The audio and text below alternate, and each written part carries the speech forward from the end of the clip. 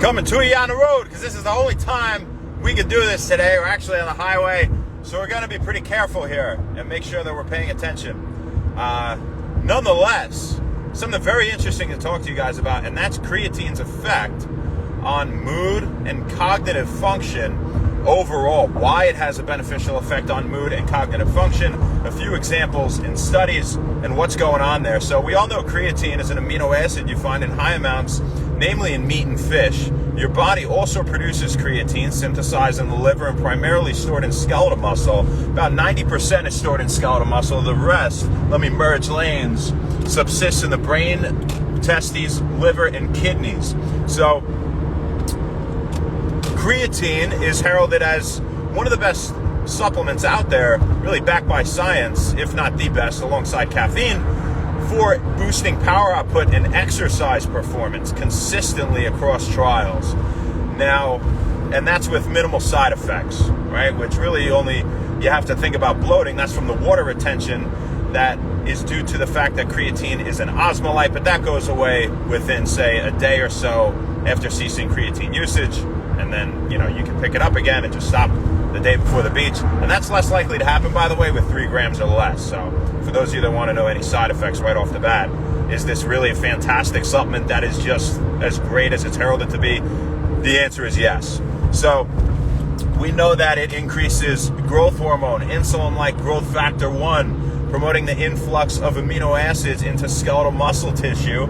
And this is something that can help to perpetuate muscle protein synthesis, or the building of muscle, and promotes the division and proliferation of muscle cells, so the growth of new muscle cells, because it promotes the production of what are called satellite cells in skeletal muscle. Those are stem cells specific to skeletal muscle, right? Like our biceps or our quads or whatever.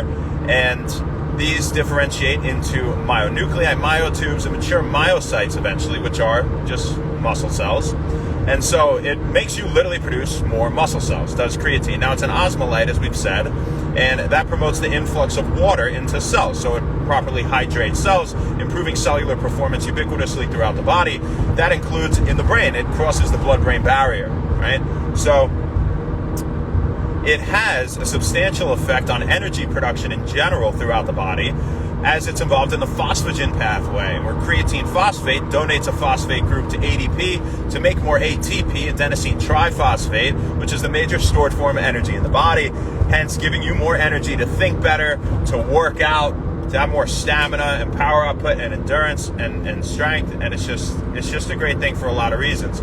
It even inhibits something called myostatin, which is a muscle cell proliferation inhibitor, meaning myostatin blocks your muscle cells from dividing, and creatine blocks that. So hence another way it perpetuates muscle growth. Now, we know all of those great things about creatine is very common knowledge, but maybe what we don't hear about quite as often is its effect on mood. And its effect on cognition may be easily explained in the regard that it gives you more energy to think, right? And so that makes a lot of sense, that it would improve your cognitive function. But let's supplement this effect on mood with a few examples and mechanisms by which it might do so. So the first trial they did on creatine's effects on mood was in 8 people with major depressive disorder, and it provided anywhere from 3 to 5 grams a day for 1 month, and showed significant improvements after the 1 month mark in depressive symptoms in the subjects. Now, that was, probably 10 years back or so, even a little bit more.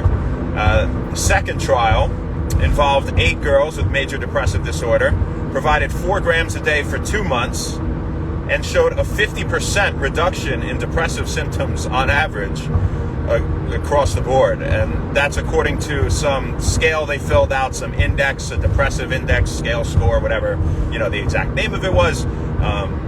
So pretty powerful stuff there. Albeit we only have, a small sample size in both of them. But they did a follow-up trial to that involving a slightly larger sample size, and this was 34 adolescents with major depressive disorder, and they provided either 2 grams, 4 grams, or 10 grams of creatine daily for 2 months. and all doses showed significant improvements in depressive symptoms. And these were in people that hadn't responded to selective serotonin reuptake inhibitors for depression, SSRIs. And again, these are people with major depressive disorder. You know, these are, and I'm not saying all this because I'm telling you to take this to treat disease, to cure disease, but it does show how a natural amino acid that you get from food can have such a profound effect on something like depression and mood that you didn't think really was possible, and you look right to drugs, right? So that shows, first and foremost, you should change your diet and probably get more creatine through food. And those foods typically contain a lot of other vitamins and minerals that are beneficial to your overall health and for reducing depressive symptoms. Look at something like the Mediterranean diet, for example, reducing depressive symptoms over the course of months, as opposed to eating, diet high in processed foods and things like that, right? So the last trial, that was 52 women with major depressive disorder, and it showed that those who took 3 to 5 grams of creatine per day for 2 months alongside their SSRIs had a 20% greater improvement in depression symptoms than those who had the SSRIs alone. So creatine obviously seems to have a beneficial effect on mood. And what is one major thing we can attribute that to? Well, we said it gives you more energy to think and more energy to physically act, and that much is absolutely true. And so it could enhance cognitive function overall, and that would make you think, all right, maybe problem solving and memory recall and things like that could be improved. But that also goes for mood, because you look at people with major depressive disorder, and they typically have neuronal dysfunction in pathways regarding energy metabolism. In other words, their brain energy metabolism, or the mitochondria, the energy powerhouses of their brain cells, aren't functioning properly, or they don't have the proper components that are required to give them more energy to think, to be happier, right? And so it's not just as simple as serotonin and dopamine, and those are brain chemicals that make you feel happiness or pleasure or motivation and reward, respectively. But energy metabolism plays a major role there. Another big thing is BDNF production. That's brain-derived neurotrophic factor. So let's break that one down. If you guys aren't familiar with the term, albeit we've spoken of it many times here at When Wellness, you might be new to When Wellness. Brain derived from the brain. Neuro is nerve. Trophic is growth factor. And so this is a nerve growth factor that means, it's going to increase the number of neurons. This guy's driving super slow. I got to get over here. Increases the number of neurons or brain cells, and helps to maintain existing brain cells and improve their overall function, and pretty much refreshes your brain and helps it to grow, right? And it seems to do this especially in the hippocampus, and that's the center for processing learning and memory and emotion, right? And so that makes a lot of sense that if it were doing this in people with major depressive disorder, well, it would probably have a beneficial effect on mood, right? So that is what we got for you guys. I thought it was really fascinating, reading up on some more of those studies this morning. And, we really were wrong about creatine decades ago when they would say, oh, don't take it, it's bad for your kidneys. There's no correlation between creatine intake and kidney disease. Creatinine will be formed as a byproduct, right? And you have to make sure that you're drinking ample amounts of water. If you have creatine, it is an osmolyte, so it promotes the influx of water into tissues, right? And so that's utilizing water for cellular function, and you need water, for other areas in the body aside from, say, skeletal muscle, or where it's being utilized in the brain and whatnot. So, you don't need copious amounts of water, just maybe have a few more glasses a day. And, unless you have kidney disease, you really don't have to worry about taking creatine, right? So, hope you guys had an absolutely fantastic day. Bledsoe, happy birthday, man. This one's for you. Also, Matthias and Giovanina, whose birthdays I'm on the way to in New Jersey. I love you guys. Haven't even met you yet, but I know I love you because your parents are awesome. Love them. So, turning 1 today. It's a big day for them. Bledsoe, I don't know how big you are, but to say how old you are, but it's a big day for you too. Right? I know you're big. You are a pretty big guy. But this one's for you guys.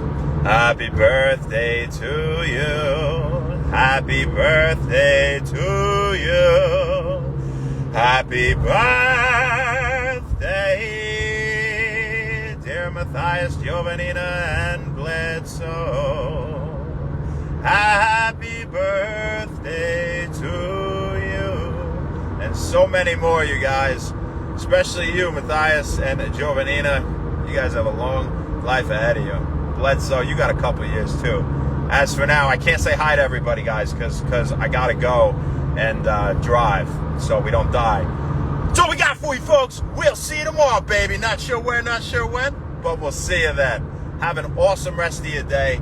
Thanks a lot. Happy When Wellness. We'll see you later. Any questions, message me or comment.